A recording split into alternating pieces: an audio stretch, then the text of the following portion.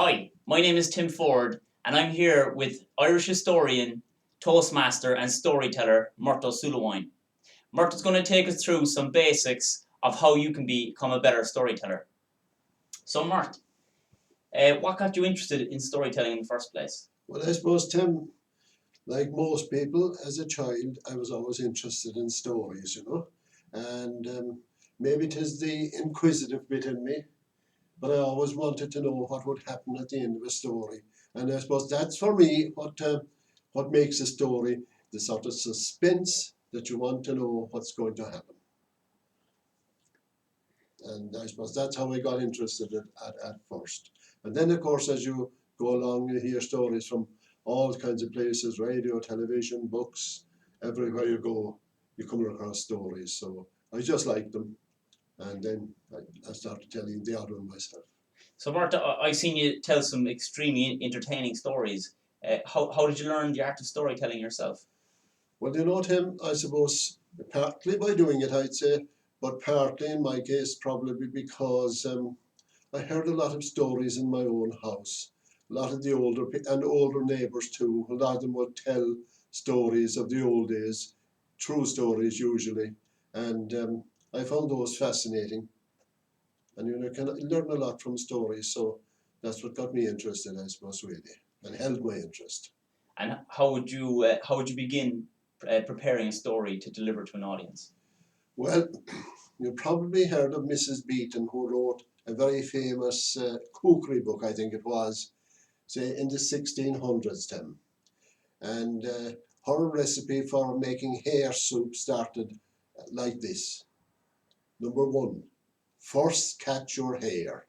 And if you were going to tell a story, the first thing is to catch your hare. You have to have a good story. And if you have a good story, a really good story, that's about 95% of all that you need, in my opinion, to tell a story. A good story almost tells itself. So once you've got the good story, you're well away. Now you might say, where do you get stories? You get stories everywhere. You get stories in books, television. You get them from people that you meet in the street and the pub, at work, people that you meet in sports clubs, anywhere at all. I'm sure if you were jogging along or something, you might even your mind might be on storytelling, but you'll see and hear things happening as well. So that I know you're a runner, so that's why I mentioned that. So you get your story, and then you have to make out, of course, that the story hangs together. That is one unit. You don't start in the middle of a story and finish in the middle of it. You make sure you have a story, you tell the story, and that's it basically. The job of a storyteller, you might say, is what? Well, what is the job of a storyteller? The job of a storyteller probably is to rouse interest in the people who are listening, because that's what a storytelling is. You put the main character into the story, and you confront them, if you like, with a certain situation or problem, and there's a conflict maybe, or there's a problem to be solved, and your listeners want to know what happened. That's your story. And once you have that, once you know what your story is about, your job, as somebody said, is to make them laugh, make them cry, make them wait. The waiting is important. The waiting builds up the suspense. And of course, like anything, yourself, you're a good speaker, Tim. You practice it, you rehearse it, you spend time working at it, and try it out on a few people. That's probably the most important thing. Try it out. How does it work? Does it actually work? Do people react well to it? And it has to suit the audience as well, of course. And what kind of delivery style do you recommend to get the audience interested? Well, I would say myself now that the best delivery style is to talk, to adopt a very chatty, friendly, relaxed kind of style, as if you are talking in your own home, or to a couple of friends in the pub, or a couple of friends in the club, or a couple of people you meet at work or at lunchtime or something like that. You just tell the story in as simple a way as possible. Use nice, short, straightforward sentences and words. Keep everything simple and normal and friendly and relaxed. And that's the bones of how to give your story. So simple language, simple sentences. Absolutely, Tim. Okay. Nothing difficult. No involved sentences or very long sentences or anything that people can't bother listening to them. They can't read it, you see. It is different if you have something in front of you, you can read it, look at it. But you can look back over it, but you can't look back over what somebody has said. So it is important to be simple and straightforward. What about the importance of tone of voice or using dialogue in your story? Well, there are a few things that are important, I suppose, Tim, in as you know yourself, really, in telling a story or giving any speech, whatever. I would think that very important things in a speech are the tone of voice, the pace at which you say something, and the gestures you make, if they're appropriate. And don't be just making gestures for the sake of making gestures. And don't be making huge gestures to a small group. But on the other hand, you can make a large gesture if you're talking to a large group. But you have to keep it nice and simple. And if you get into the mood of a story, I think myself that pace, pause, gestures, and tone of voice tend to follow it. I'm not saying that couldn't be improved on, and if you have record yourself or get a friend to watch you or listen to you, it's all the better perhaps if you listen to what they tell you. But other than that, a lot of it comes from just getting into the mood of the story and letting the story sort of dictate what happens. Because always remember one thing, what's important is not you. A lot of us think of ourselves when we are speaking to people or telling a story or speaking in public. It's not you, it's the story, and it's the people who are listening to the story. They are the people who are important, not you, not ourselves.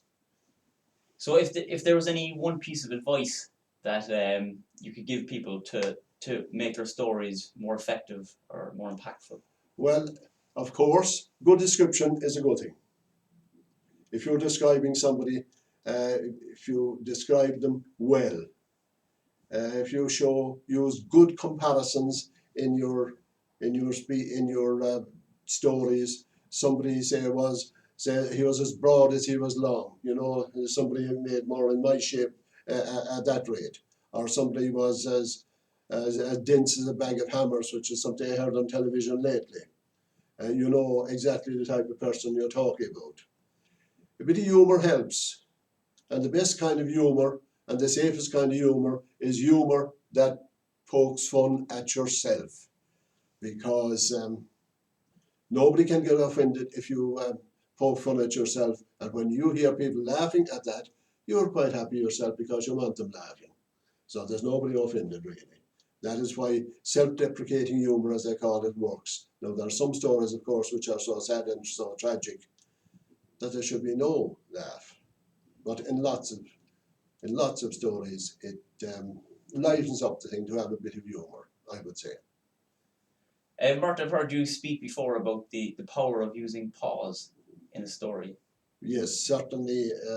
I'm glad that you mentioned that, because you know and I know that one of the most important things in a speech is pause. Because when you are saying something, if you were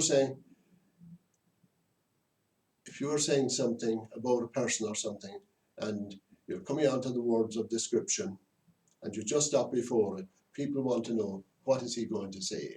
You were saying, it was a brilliant day, but people want to know, why wasn't it not brilliant? People want to know, when you pause, you draw people into the story. They want to know, what's he going to say next? And that is how you draw them in, really. Of course, silence gains attention anyway. When you're talking, suddenly there's silence. People are looking around and they're cocking their ears, and you have them listening. But you can, by pausing before something important, you lead them on to it. By pausing after it, you let them think about it. So that pause can work either before something important or something after something important as well. What's the easiest kind of story to tell if you're just starting out and you want to get into storytelling? I suppose a very short story probably, Tim, would be my opinion. You tell a very short story would be the first thing, probably the best thing to do at first. Something like a joke. But of course, quite a short story, and as time goes on, you can make them a little bit longer. And it's always good to put yourself in a story too, you know that, in the sense that if you're talking about I went out in the field behind my, sorry, if a fellow was walking down the street yesterday and suddenly he heard a noise. Isn't as good as if you said, I was walking down the street yesterday and suddenly I heard a noise. Because when you put yourself into the story, somebody who was there present with your listeners was in it. It's a lot more immediate for them than saying, well, there was this fella in England 30 years ago and this happened to him. If you personalize it, so to speak, if you can. Some stories you can't. But make as close a connection as possible with the story if you can, whatever that it might be. If you're talking about something important that happened somewhere, if you perhaps start off by saying that last year when I was on holiday, I visited this place. And of course, this is where such a famous thing happened, a famous battle or a famous event in history happened, a famous tragedy or whatever. Those would be some of the things that I would think of. Do you have a favourite story or a few stories? Well, like that, I'm glad you asked me that, Tim, because I suppose a lot of us have favourite stories. And I'm not answering it directly, but I'm answering indirectly. Very often, people like me or people who are starting off new prefer to tell true stories because they're more meaningful for the person who is speaking and therefore have a better chance of going across to the person who is listening. So that type of story, a real story, or a story that was told to me as being a true story, I would like that type of story. For instance, in Toastmasters, I was asked to give a story on a folk story. So rather than getting any of the great folk stories of Ireland or the world, I picked out a story that I had heard at home, which turns out to have been a folk story, even though I was told it as a true story. So I was able to give us the setting that I heard it at home. And the same way, another favourite story that I actually gave was something that actually happened to myself, but there isn't time for it here today. And that was very meaningful for me. So that was a story I told. And other stories then would be, I'm interested in history, as you know, and indeed I owe a good deal to you on the history side as well, indeed, Tim. But I've spoken on a number of historical topics, usually of a local nature or ones that I have researched myself so that I know a good deal about them. But it's hard to say any particular. I like stories with a bit of humour in them. If there is genuine humour. For instance, this is a true story. Years ago, when I was a few years younger than I am, a neighbour got into a little bit of trouble. It was a thing that followed the family. They tended to be a bit light-handed when they were young. So his father had got into trouble when he was young and became a very fine citizen afterwards. And this fellow got into trouble. He did a bit of robbery and he got into a little trouble. So the upshot of the eruption was he found it hard to get a job. So he went around to various people to give references, and I was one of them. And knowing the family tradition, I was very happy that he wouldn't do any more. So he went to the priest as well, and I went with him. The priest happened to be in hospital at the time. There was some small thing wrong with him. He was getting a job done on his ears or something. But the priest took a bit of convincing before he'd write a reference for this fella. But eventually, after he extracted lots of promises from this man, I'll call him John Gilhooly, I'll call him. John was all promising he would go straight and so on. And the priest eventually wrote him a reference. When the reference was written for him, John was so thankful, he suddenly felt guilty he hadn't brought anything into the priest in hospital. So when he was getting his letter, he said, "Is there anything I can bring you in, Father?" And the priest said, "No, John, but be sure and don't take anything out." So that's the kind of story I like, because that actually happened. And a story like that, I think, means something to me, and I hope it can get across, to other people. Yeah, personal stories are Right. very enjoyable to tell and to hear. Mind you, I find being on camera a bit intimidating, Tim. So I have to apologise there. Thanks, Bart. For nothing at all. That's brilliant. And thank you for having me.